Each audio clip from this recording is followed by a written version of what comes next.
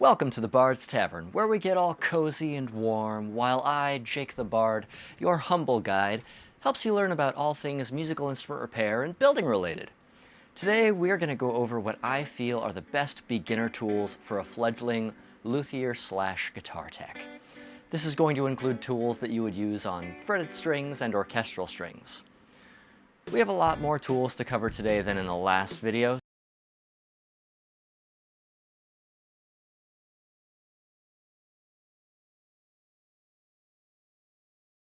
So have a seat, grab your favorite note-taking device, and pour yourself a tasty beverage while I advise you on where you should be spending your hard-earned coin to make and repair those sweet, sweet git fiddles. First up on the list is clamps. There are a lot of different clamps on the market. You have bar clamps, spool clamps, squeeze clamps, C-clamps, screw clamps, spring clamps, strap clamps, parallel clamps, ratcheting hand clamps, and nipple clamps. Disregard that last one. It doesn't matter which stringed instrument you work on. Every good luthier needs an assortment of clamps. To start, I'd say go for an assortment of spool clamps, squeeze clamps, screw clamps, and bar clamps. And I'd start with at least, half a dozen of each in small and medium sizes. Spool clamps are best used for things like orchestral strings and acoustic fretted strings. They're commonly used to hold the top and back to the sides. They also often have a layer of cork or some other soft material on the clamping faces, so you don't dent or mar the wood you're gluing up. You can buy them in sizes that are appropriate for everything from 1/8 size violins up to orchestral basses. Or you can make them out of some wooden dowel, 1/4-20 all thread, sheet cork, and some wing nuts and washers. Squeeze clamps are really handy for when you're down a hand. If you have glued something up and you're holding it together, you can't exactly be expected to sit there when you have other things to do, holding a piece together that might take hours to glue up. A squeeze clamp is really handy since you really only need one hand to use it. So if you're holding something with one hand that you've glued together and you have a squeeze clamp in your other hand, you can squeeze it closed and then boom, you've got both your hands back. You can find squeeze clamps at places like Home Depot and Lowe's. I think even Harbor Freight might have them. Get them in a myriad of sizes, from the tiny little ones up through the standard sizes that you find at places like those hardware stores. Screw clamps are awesome tools because their jaws are pretty easily adjustable with a little spring-loaded blocking lever. And you can fairly easily set the clamping force applied with the screw.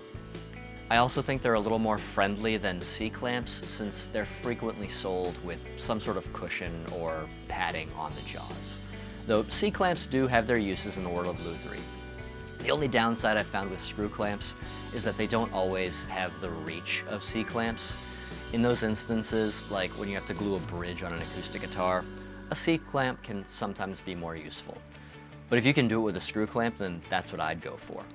Screw clamps can also be really helpful when you're doing neck resets, though I think bar clamps and squeeze clamps are a little better suited to setting a neck. Once again, I'd get an assortment of sizes to suit different tasks.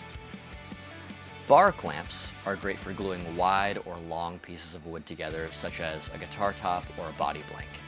These tend to be a little more expensive than the other clamps I mentioned, so maybe start with 3 of these in a couple of different sizes. Now, these clamps aren't really well suited for things like orchestral strings since they have arched tops and backs. For those, I would pick up some crack clamps from companies like Howard Core. Those clamps are made specifically to accommodate arched top instruments, and they really don't have any better equal for gluing a crack in an orchestral string top or back. Next on the list is a neck rest. These are fairly simple tools. You rest the neck of the instrument on them, but they're absolutely essential for being able to set a stringed instrument down on your bench without putting unnecessary stress on the headstock of a guitar or the scroll and peg box of an orchestral string.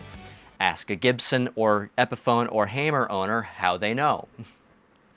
They also give the instrument you're working on a much better footing on your bench so that if it's jostled when you get up, the chances of it falling to the floor and smashing into tiny little bits of X instrument are greatly reduced. If you watched my video about beginner band instrument repair tools, you will remember how much I sang the praises of hockey pucks. that praise is just as high here. I've used hockey pucks in addition to neck rests to make sure that the bridge and strings and pickups aren't making contact with my bench when I have a guitar backside up to work on tremolo blocks and inside control cavities. Get yourself 2 to 4 hockey pucks from your local sporting goods store and thank me later. Third on our list is chisels and hand planes. Now, these can be incredibly daunting. For one, the good ones are really expensive. Secondly, there are so many different types of chisels and hand planes available that even I have kind of a tough time thinking of where to start with a beginner set. A big part of me wants to tell you to throw your budget to the wind and get the absolute best chisels possible. But I'm not here to discuss the best ways to drain your bank account of all of your Freedom Eagles and Monopoly money. I'm here to tell you about budget options, and it's kind of difficult. To start, see what's available to you. For your first set, this is an area where I would not pick the cheapest option that you see online if you can help it. There are relatively inexpensive sets of chisels at places like Home Depot and Lowe's. They run anywhere between $40 up to however much you want to spend, and I've used these chisels with some success. In fact, I have a couple right here. These are Ace Hardware brand. They're not built for precise work out of the box. They tend to be pretty hefty. These are pretty heavy, even this narrow one, and their blades need a lot of honing to cut with any sort of accuracy. To start out, I would see if you have a store called Woodcraft in your area. If you don't, they have a website where you can order just about anything you want. They have some reasonably priced bench chisel sets, and they're a little more expensive than what you would find at places like Home Depot or Lowe's, but the quality will be much higher out of the box.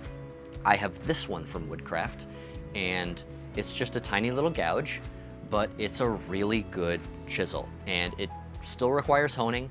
All bladed tools require honing, but these are a lot closer to being usable out of the box than something like this. These are useful. I've used these for years. They just require a lot of work to get sharp. The same is true with hand planes.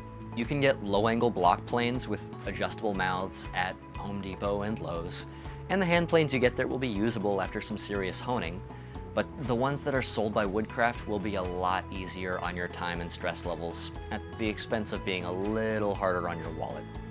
And since I've brought up honing several times in this section, do yourself a favor and get yourself a decent set of whetstones so that you can keep those chisels and hand planes sharp when you're working. It's good practice to touch up the edges of your bladed tools pretty much every time you go to use them, and it's especially good practice to make sure you wipe them off after you're finished using them for the day. And make sure you're protecting their edges when they aren't in use, like this. It really sucks to reach for a chisel only to find a gouge in the blade from someone misusing it, or from it falling off the bench and onto the floor. Ask me how I know. In fact, this chisel of mine was particularly misused.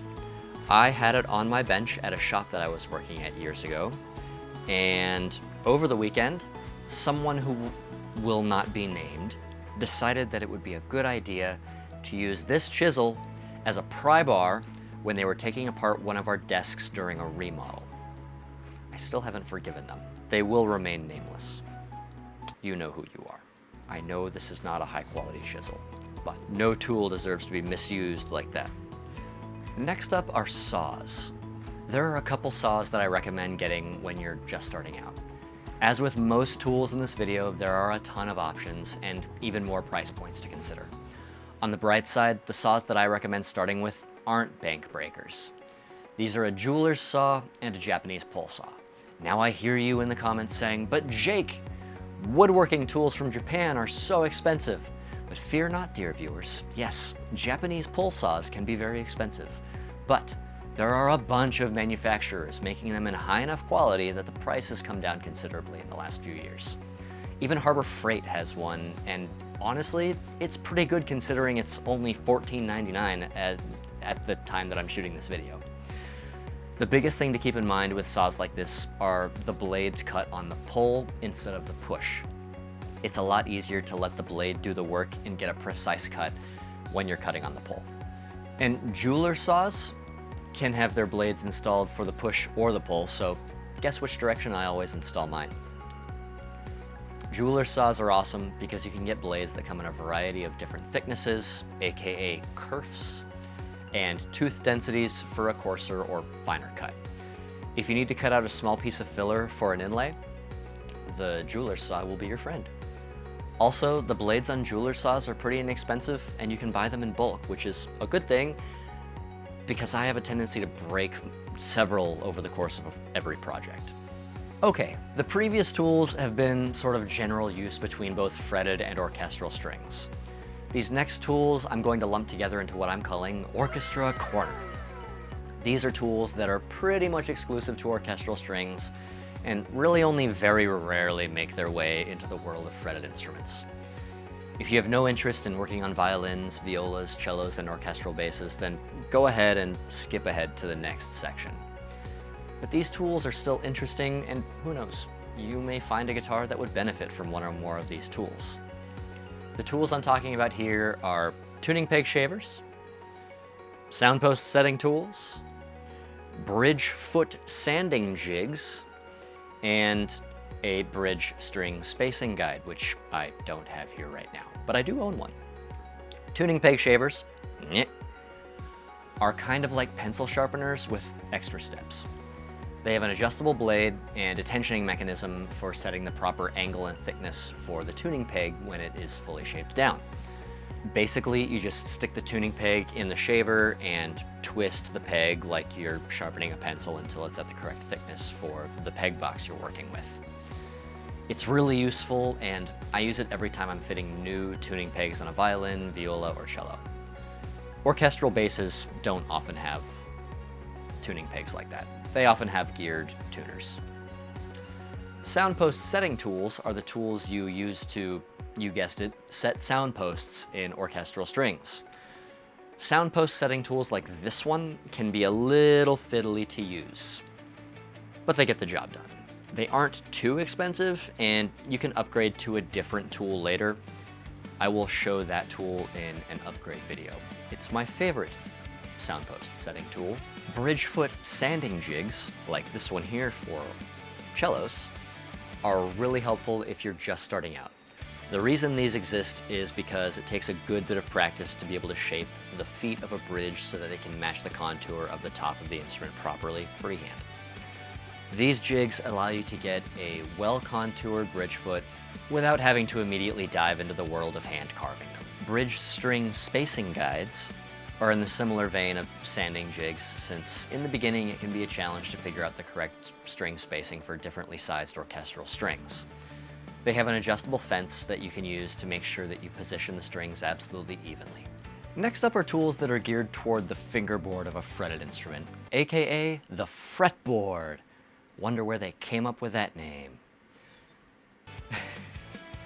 These are going to include things like fret rockers, grounding files, dressing files, and truss rod wrenches, Allen wrenches, leveling blocks, radius blocks, nut slotting files, and notched straight edges, like this one.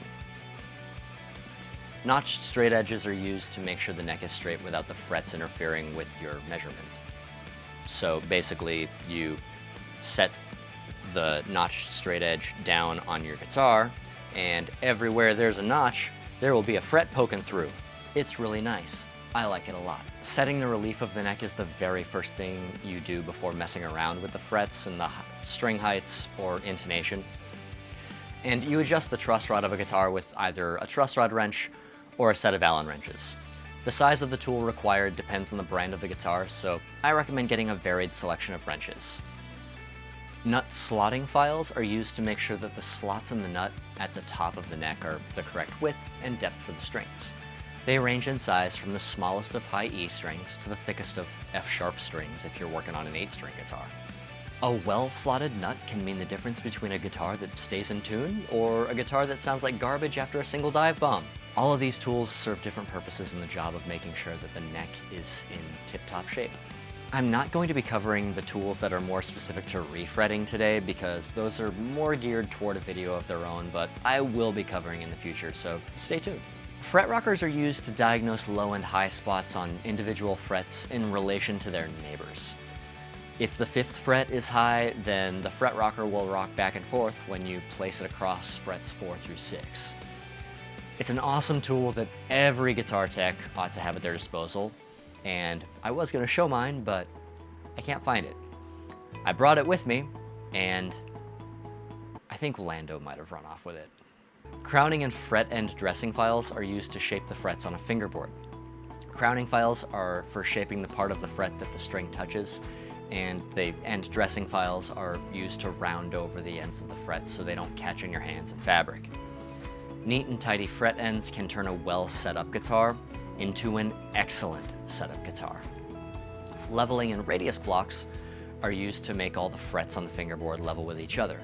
These are commonly used during full fret leveling jobs and also for refretting jobs.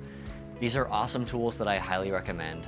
If you're worried about making sure that the radius is correct with a standard leveling block though, then you can use a radius block without much trouble. The last things I'll mention here sort of ride the line between tools and supplies. Those are things like masking tape, steel wool, micro mesh, sandpaper, and Flitz metal polish. Masking tape is used to protect the fingerboard when you're filing and polishing the frets, and the abrasives I just mentioned are all used to make sure that the frets are as shiny and polished as possible. Once you have the frets leveled, crowned, beveled, and the fret ends dressed, you will go through progressively finer grits of sandpaper and micro mesh, and finally a paste metal polish, like I said, called Flitz, to get the frets nice and shiny and smooth. Let's cover some restringing tools now. Restringing is probably the most common maintenance procedure you will ever perform on a stringed instrument. And I probably should have mentioned it earlier. For orchestral strings, you generally don't need many tools apart from a good tuner, as long as you have the correct size of strings. For guitars, a little more tooling is required. In addition to a good tuner, I recommend a high-quality set of wire cutters, a string winder, and for acoustic guitars, a set of bridge pin pullers. These are pretty self-explanatory, so the only thing I'll say here is that string winders come in a couple of different styles. One can be inserted into a drill motor for quickly winding and unwinding strings, and they also have manual ones that you just wind like this.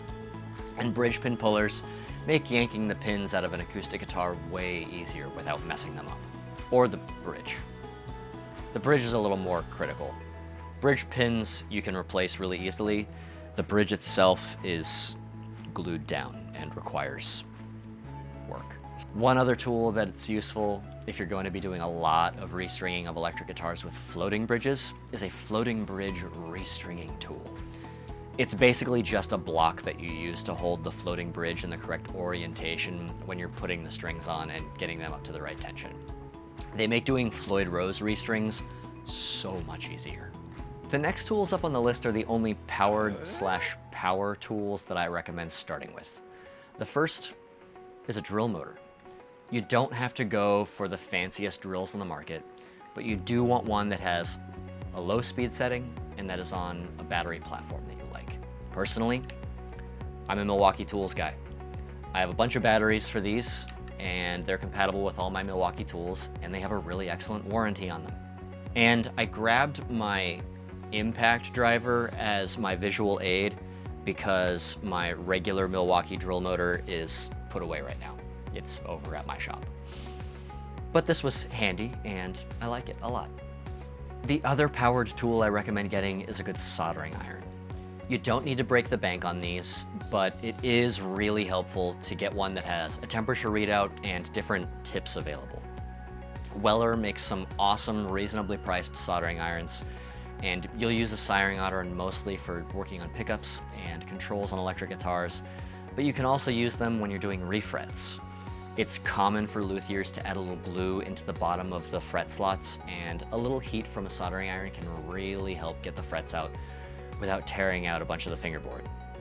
The only other tool that I'll mention here, though it's not exactly a requirement until you really get into the weeds on guitar electronics, is a multimeter or multimeter that's capable of indicating continuity and resistance. Continuity is for making sure that your wiring job is properly grounded, And resistance is for when you want to verify the resistance rating of pickups. Also, capacitors. It's good to measure capacitors too. Speaking of working on guitar electronics, I recommend a good set of wire strippers and cutters. You may remember that I mentioned wire cutters when I was talking about doing restringing, and that was intentional, because I recommend getting a separate set of wire cutters for working on electronics. It's just nice to have a set of wire cutters that are dedicated for doing electronics work, and you'll need wire strippers so that you can get the shielding off of wires before you solder them to the potentiometers or pots and switches in the control cavity. I also recommend getting a set of imperial and metric sockets. These are multi-use, but in context, they're for tightening pots into place and also for tightening tuning posts. Lastly, I recommend a set of feeler gauges, like this, radius gauges, like these, and a couple Phillips screwdrivers. These are useful for setups. You'll find yourself reaching for number 1 and number 2 Phillips screwdrivers many times to remove and install control cavity plates and to adjust intonation on electric guitars, although sometimes they use slotted screwdrivers for those too. There are a lot of other uses for them, but those are the ones I'll mention here today. Feeler gauges, like these, are useful for making sure that your string heights are right during the last stages of setup. If you want to be precise about your string heights, you'll definitely want these measuring tools in your toolbox. These are my top picks for the beginning luthier. If you already have some of these tools, then you have a head start.